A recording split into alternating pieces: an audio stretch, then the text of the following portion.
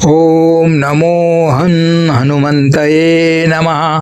नमस्कार. चला आज पाहूया हनुमान चालीसातील 5 रहस्य जी कोणीही तुम्हाला आजपर्यंत सांगितले नाहीत. जय श्री हरी. हरिओम मित्रांनो, भाविक भक्तिमय या चॅनल मध्ये आपले स्वागत आहे. हनुमान चालीसा ही केवळ एक धार्मिक स्तुती नसून तो विज्ञानाचा, गणिताचा आणि मानसशास्त्राचा एक महान ग्रंथ आहे. 16व्या शतकात जेव्हा जगात आधुनिक विज्ञानाचा मागमूस नव्हता, तेव्हा तुलसीदासांनी चालीसाच्या 40 चौपायांमध्ये अशा काही गोष्टी लिहिल्या आहेत ज्या आजचे वैज्ञानिक पाहून थक्क होतात. आज आपण हनुमान चालीसाच्या याच 5 गुप्त रहस्यांचा उलगडा करणार आहोत. शेवटपर्यंत पहा. रहस्य क्रमांक 1. पृथ्वी आणि सूर्य यांच्यातील अंतराचे अचूक मोजमाप. हनुमान चालीसातील युग सहस्त्र योजन या ओळीचा वापर करून पृथ्वी आणि सूर्य यांच्यातील अंतराचे गणित कसे मांडले जाते हे समजून घेणे खूप रंजक आहे. तुलसीदासांनी लिहिलेली ओळ अशी आहे. युग सहस्त्र योजन परभानू लिहिल्योताहे मधुर फल जानू. यातील पहिल्या ओळीचा अर्थ असा होतो की सूर्य म्हणजेच भानू हा पृथ्वीपासून युग सहस्त्र आणि योजन इतक्या अंतरावर आहे. आता याचे गणितात रूपांतर पाहूया. 1. शब्दाचे अर्थ आणि मूल्य.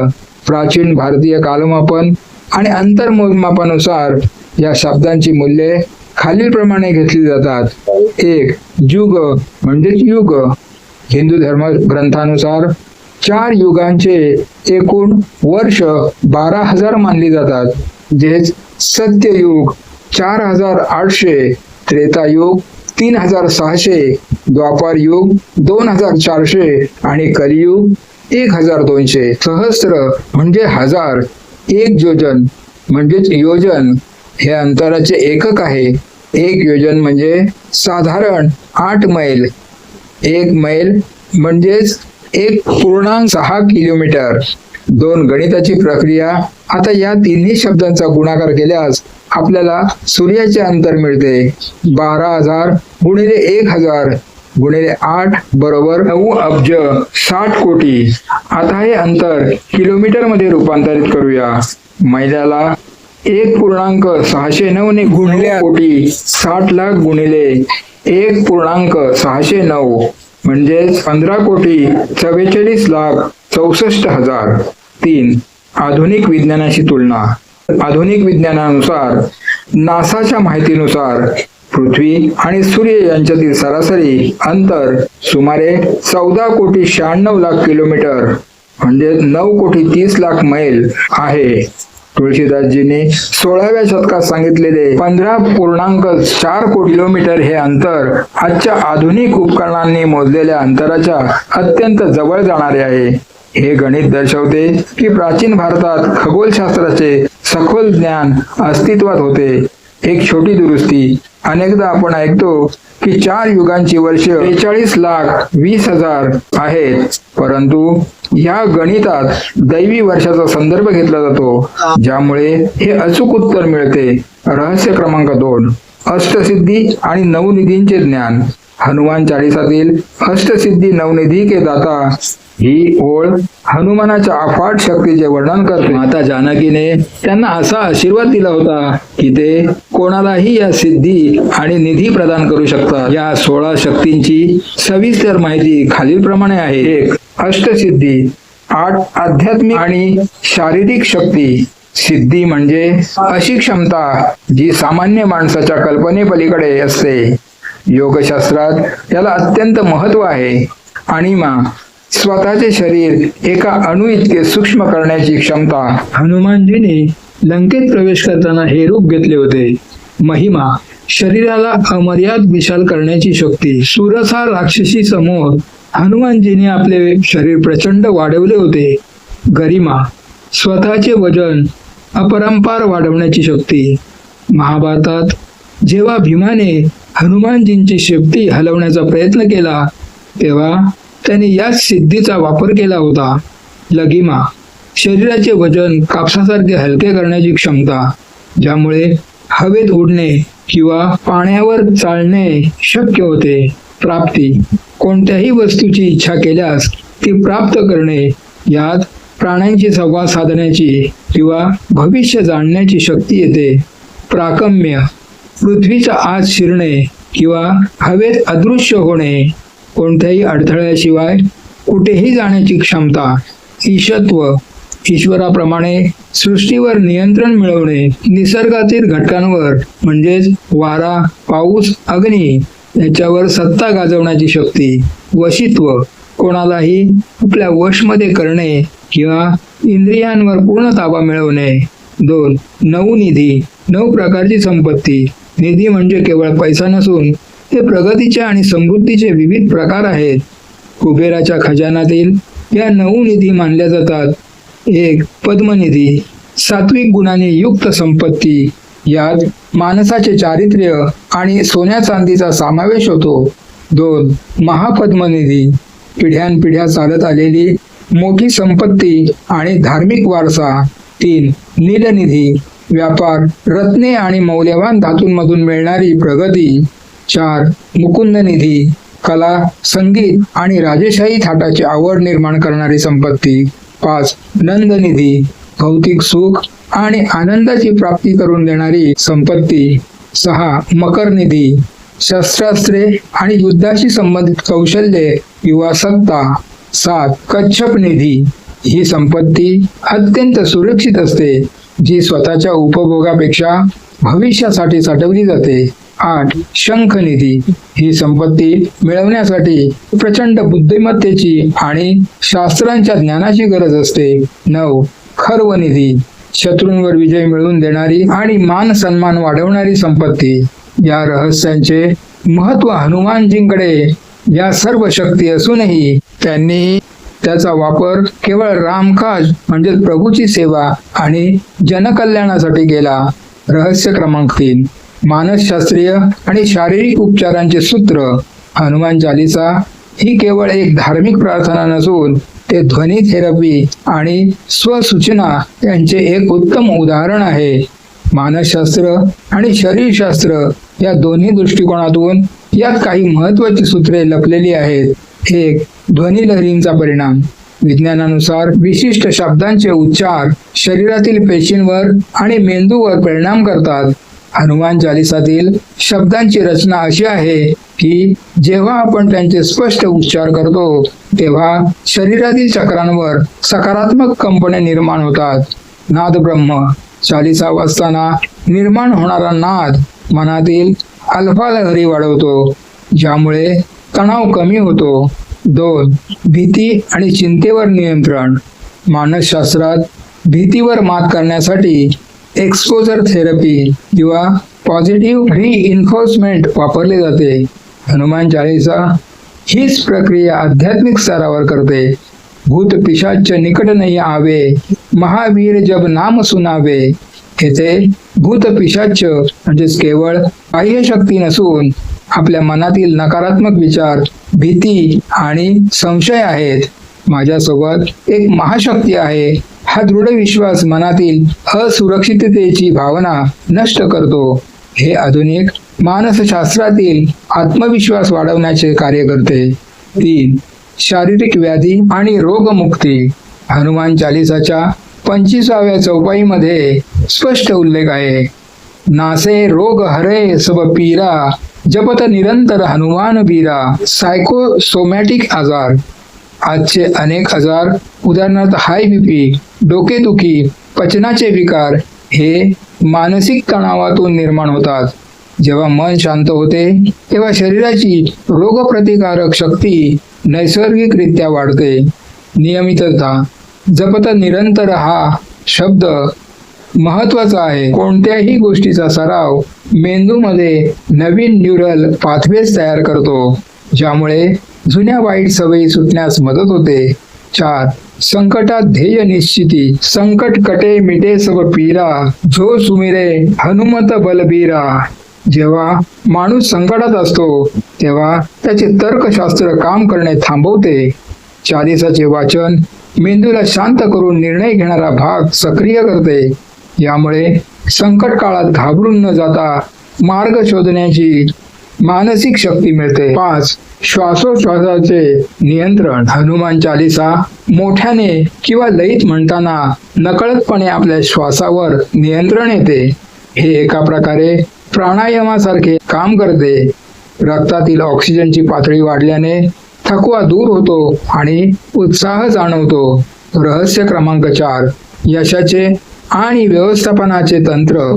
हनुमान चालीसा ही केवळ भक्तीची पोथी नसून ती मॅनेजमेंट गुरु म्हणून हनुमानजींच्या कौशल्याचे दर्शन घडवते.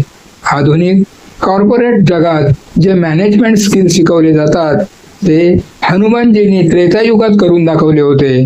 यात लपलेली व्यवस्थापनाची 4 प्रमुख सूत्रे खालीलप्रमाणे आहेत. 1. परिस्थितीनुसार अनुकूलता. सूक्ष्म रूप धरी सियही दिखावा, विकट रूप धरी लंक जरावा. व्यवस्थापन सूत्र. हनुमानजींनी सीतेसमोर जाताना सूक्ष्म रूप घेतले जेणेकरून त्यांना भीती वाटू नये, पण शत्रूंसमोर म्हणजेच लंकेत त्याने विकट रूप धारण केले. शिकवण. एक चांगला व्यवस्थापक तोच असतो जो परिस्थितीनुसार आपली भूमिका बदलू शकतो. कधी तुम्हाला मृदू होऊन टीमला सांभाळावे लागते, तर कधी कठोर होऊन निर्णय घ्यावे लागतात. 2. संवाद कौशल्य. भीमरूप धरी असुर सहारे, रामचंद्र के काज सवारे. हनुमानजी जेव्हा पहिल्यांदा प्रभू रामाला भेटले तेव्हा त्यांनी आपल्या बोलण्याने रामांचे मन जिंकले होते. चालीसा सांगते की त्यांनी रामांची सर्व कामे म्हणजेच काज पूर्ण केली. व्यवस्थापन सूत्र. संवाद हा व्यवस्थापनाचा कणा आहे. आपले म्हणणे योग्य शब्दात मांडणे आणि समोरच्याचा विश्वास संपादन करणे हे यशाचे पहिले पाऊल आहे. 3. संसाधन व्यवस्थापन. प्रभू मुद्रिका मेली मुख माही, जलधी लांगी गये अचरज नाही. जेव्हा हनुमानजी समुद्र ओलांडत होते तेव्हा त्यांच्याकडे फक्त रामाची मुद्रिका म्हणजेच अंगठी होती. त्यांनी उपलब्ध साधनांचा वापर करून अशक्य वाटणारे ध्येय गाठले. व्यवस्थापन सूत्र. कामात नेहमीच मोठी साधन सामग्री मिळेल असे नाही. उपलब्ध संसाधनाचा सर्वोत्तम वापर करून उद्दिष्ट गाठणे हे मॅनेजमेंट आहे. 4. निस्वार्थ नेतृत्व. राम रसायन तुमरे पासा, सदा रहो रघुपती के दासा. हनुमानजीकडे सर्व शक्ती असूनही त्यांनी कधीही स्वतःचे राज्य स्थापन केले नाही. त्यांनी नेहमी स्वतःला दास किंवा सेवक मानले. व्यवस्थापन सूत्र. आजच्या काळात ही संकल्पना खूप लोकप्रिय आहे. यात नेता आपल्या टीमच्या गरजांना आणि उद्दिष्टांना स्वतःच्या अहंकारापेक्षा वर ठेवतो. जेव्हा तुम्ही तुमच्या कामाशी एकनिष्ठ असता तेव्हा यश आपोआप मिळते. 5. ध्येय निश्चिती आणि एकाग्रता. प्रभू चरित्र सुनबे को रसिया, राम लखन सीता मन बसिया. हनुमानजींचे लक्ष केवळ त्यांच्या ध्येयावर म्हणजेच रामाची सेवा याच्यावर होते. ते इतर कशानेही विचलित होत नसत. व्यवस्थापन सूत्र. जोपर्यंत तुम्ही तुमच्या ध्येयात गुंतून जात नाही म्हणजे जसे हनुमानजी रामचरित्रात रमत असत तोपर्यंत तुम्हाला कामात प्रावीण्य मिळत नाही. रहस्य क्रमांक 5. पंचतत्वांचे संतुलन. हनुमान चालीसातील 5वे रहस्य म्हणजे पंचतत्वाचे संतुलन. भारतीय दर्शनानुसार हे संपूर्ण जग आणि मानवी शरीर 5 तत्वांनी बनलेले आहे. पृथ्वी, जल, अग्नी, वायू आणि आकाश. हनुमानजींना या 5ही तत्वांवर पूर्ण नियंत्रण असलेले महाशक्ती मानली जाते. हनुमान चालीसाचे वाचन आणि त्यातील तत्वज्ञान आपल्या शरीरातील या ऊर्जेचे संतुलन कसे राखते हे खालीलप्रमाणे आहे. 1. वायू तत्व, श्वास आणि गती. हनुमानजी हे पवनपुत्र आहेत.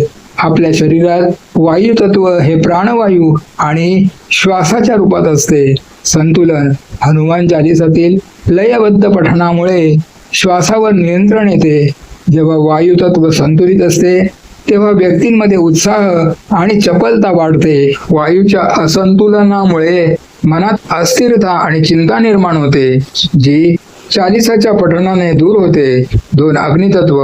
पचन आणि तेज चालीसामध्ये उल्लेख आहे, कंचन बरन विराज सुभेसा, म्हणजे सोन्यासारखी चमक हे तेजाचे प्रतीक आहे. संतुलन अग्नितत्व आपल्या शरीरातील जठराग्नी आणि आत्मविश्वासाचे प्रतीक आहे. हनुमानजीने लंकेत अग्नीचे रौद्र रूप दाखवले तरी ते स्वतः त्यापासून अलिप्त होते. हे तत्व संतुलित असल्यास माणसाची निर्णय क्षमता आणि इच्छाशक्ती प्रबळ होते. 3 जलतत्व भावना आणि लवचिकता. हनुमानजींनी अथांग समुद्र म्हणजे जल ओलांडला. जलतत्व हे आपल्या भावनांचे आणि लवचिकतेचे प्रतीक आहे. संतुलन शरीरात 70% पाणी असते. हनुमान चालीसा मनाला शांती देते, ज्यामुळे आपल्या भावनांवर ताबा मिळवणे सोपे जाते. यामुळे मनात नकारात्मकताचे वादळ शांत होऊन शीतलता प्रदान होते. 4 पृथ्वी तत्व धैर्य आणि स्थिरता. हनुमानजींना महावीर आणि बजरंग बली म्हणजेच वज्राप्रमाणे अंग असलेले म्हटले जाते. हे पृथ्वी तत्वाच्या मजबूतीचे प्रतीक आहे. संतुलन पृथ्वी तत्व आपल्याला स्थिरता आणि धैर्य देते. अष्टसिद्धी नवनिधी दाता होण्यासाठी शरीरात आणि विचारात पृथ्वी तत्वासारखा कणखरपणा असावा लागतो. हे तत्व संतुलित असल्यास माणूस कठीण प्रसंगात विचलित होत नाही. 5 आकाश तत्व विस्तार आणि शब्द. आकाश तत्व हे शब्दांशी संबंधित आहे. हनुमानजीने आकाशात उड्डाण करून सूर्याला गाठले होते, जे त्यांच्या अमर्याद विस्ताराचे प्रतीक आहे. संतुलन जेव्हा आपण हनुमान चालीसाचे मंत्रोच्चार करतो तेव्हा ते आकाश तत्वाद्वारे वातावरणात पसरतात. हे तत्व संतुलित असल्यास माणसाची बुद्धी सूक्ष्म होते आणि त्याला विश्वातील गूढ ज्ञान प्राप्त करण्याची क्षमता मिळते. पंचतत्व संतुलनाचा फायदा. जेव्हा हनुमान चालीसाच्या माध्यमातून या 5 तत्वांचे संतुलन साधले जाते तेव्हा व्यक्तीला अतुलित बलधामा म्हणजेच अफाट शक्तीचे निवासस्थान प्राप्त होते. शारीरिक व्याधी दूर होतात आणि मानसिक क्लेश संपतात. तर ही होती हनुमान चालीसातील 5 रहस्य, जी सिद्ध करतात की आपले प्राचीन भारतीय ज्ञान किती प्रगत होते. हनुमान चालीसा वाचल्याने केवळ भक्तीच मिळत नाही, तर जीवनाकडे पाहण्याची एक नवी दृष्टी आणि शक्ती मिळते. तुम्हाला या 5 रहस्यापैकी कोणतं रहस्य सर्वात जास्त आवडलं कमेंट्समध्ये नक्की सांगा. आणि जर तुम्हाला ही माहिती मोलाची वाटत असेल तर व्हिडिओला लाईक करा आणि अशाच भारतीय वारशाच्या माहितीसाठी सबस्क्राईब करायला विसरू नका. जय श्रीराम, जय हनुमान, जय हिंद, जय महाराष्ट्र. धन्यवाद.